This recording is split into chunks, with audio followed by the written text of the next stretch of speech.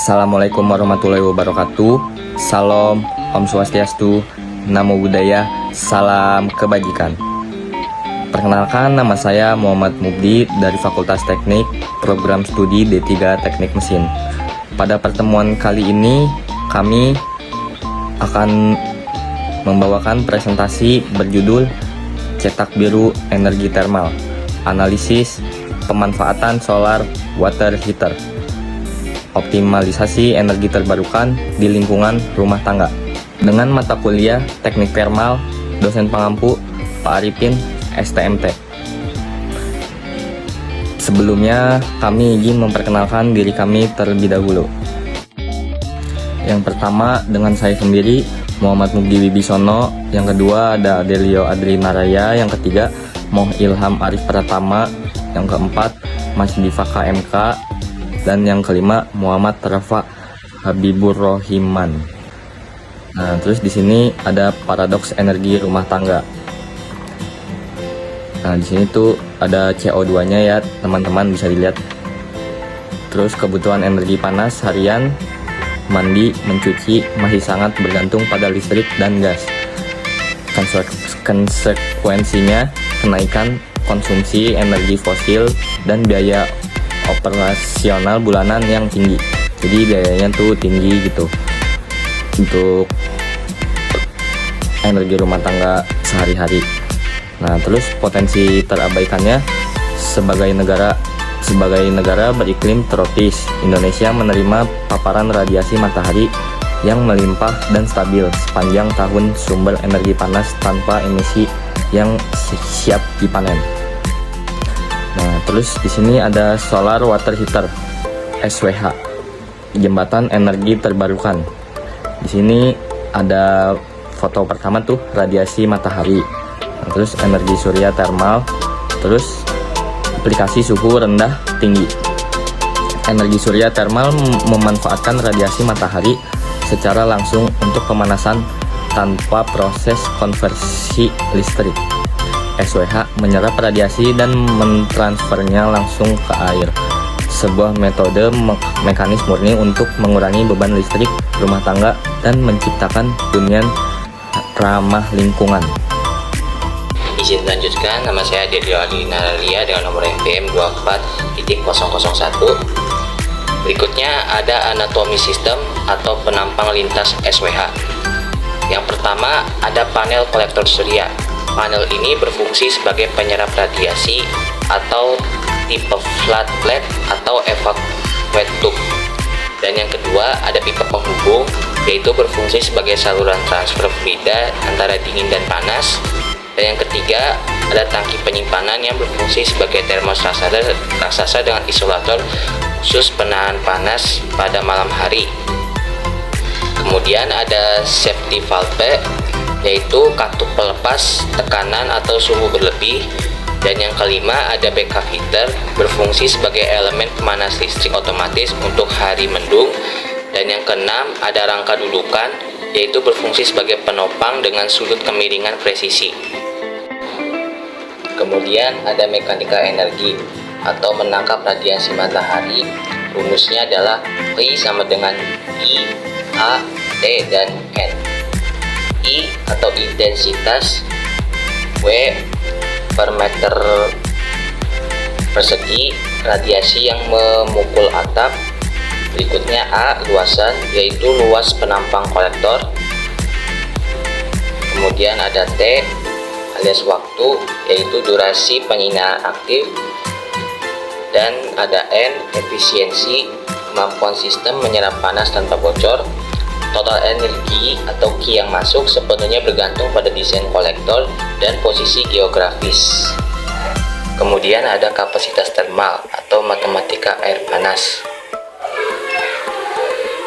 Studi kasus, contohnya sebuah air memiliki massa sebesar 50 kg dan kalor jenisnya itu sebesar 4200 Joule atau per kilogram derajat Celcius. Lalu kenaikan suhu itu sekitar 30 derajat, dari 25 derajat ke 55 derajat Celcius.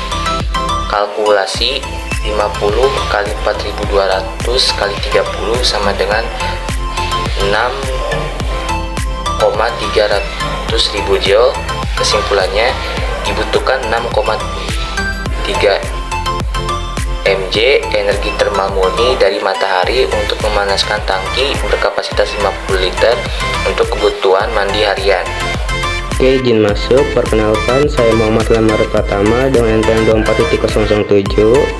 Jadi di sini itu dijelaskan ada mesin sirkulasi alami, yaitu dimana air dalam kolektor memanas dengan massa jenis berkurang atau lebih ringan, namun secara alami naik ke tangki penyimpanan. Nah, sementara untuk air dingin di dalam tangki memiliki massa jenis yang lebih berat atau terdorong turun ke kolektor surya. Nah, selanjutnya itu ada siklus gravitasi dan massa jenis. Jadi itu proses ini terjadi secara terus-menerus dan otomatis tanpa memerlukan pompa listrik, menjadikan 100% biaya operasional saat cuaca cerah. Oke, baik, selanjutnya itu di sini pada saat ini itu ada arsitektur sistem, yaitu ada direct system dan indirect system. Untuk direct system sendiri itu mekanismenya itu kayak air rumah tangga yang dipanaskan secara langsung di dalam pipa kolektor surya. Biasanya itu digunakan untuk wilayah yang beriklim hangat tanpa risiko air membeku di dalam pipa. Sementara untuk indirect systemnya itu mekanismenya itu menggunakan cairan khusus atau heat transfer fluid. Jadi untuk menyerap panas lalu memanaskan air bersih melalui heat exchanger. Nah, biasanya itu digunakan untuk perlindungan ekstra terhadap korosi atau wilayah dengan yang suhunya itu sangat ekstrim. Oke, baik, jadi itu selanjutnya itu ada efisiensi termal. Jadi efisiensi termal dihitung menggunakan perbandingan antara energi panas yang berhasil diserap air bahkan energi matahari yang diterima kolektor. Rumusnya itu adalah N sama dengan Q air per Q surya dikali 100%. Nah, jadi pada ilustrasi itu terlihat bahwa efisiensi sistem dapat mencapai lebih dari 69% yang menunjukkan performa penyerapan panas yang cukup baik. Jadi itu faktornya itu ada 3 yang mempengaruhi efisiensi tersebut. Yang pertama itu ada desain kolektor, yaitu jarak antara pipa yang optimal misalnya sekitar 5 cm dapat meningkatkan perpindahan panas secara lebih merata. Nah, yang kedua itu ada laju aliran atau flow rate. Jadi debit cairan yang dikalibrasi pada kisaran tertentu misalnya 2-4 liter per menit membantu menjaga keseimbangan antara volume air dan kenaikan suhu. Nah, yang selanjutnya yang ketiga itu ada penggunaan material inovatif seperti phase charge material atau PCM. Nah, jadi material ini tuh mampu menyimpan panas lebih lama sehingga meningkatkan rate panas dan efisiensi sistem. Jadi itu dari analisis ini dapat disimpulkan bahwa optimasi desain dan material sangat berpengaruh terhadap performa sistem pemanas air tenaga surya. Baik, saya Muhammad Rafa Habibur Rahman dengan NPM 24037. Izin melanjutkan. Di sini ada keunggulan ekosistem tropis. Yang pertama, stabilitas radiasi. Sinar matahari tersedia konsisten sepanjang tahun tanpa musim dingin yang ekstrim, memastikan nilai T atau waktu penyinaran selalu optimal.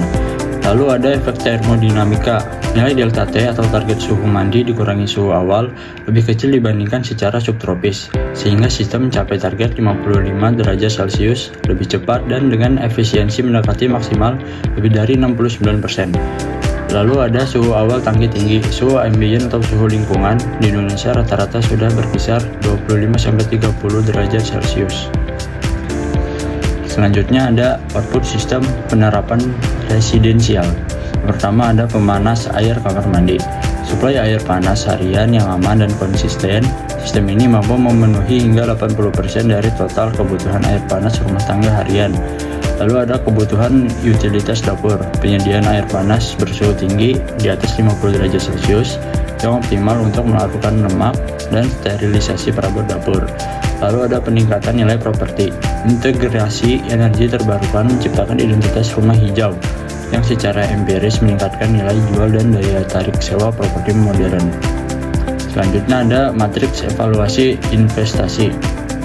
Di sini ada tantangan fisik dan modal.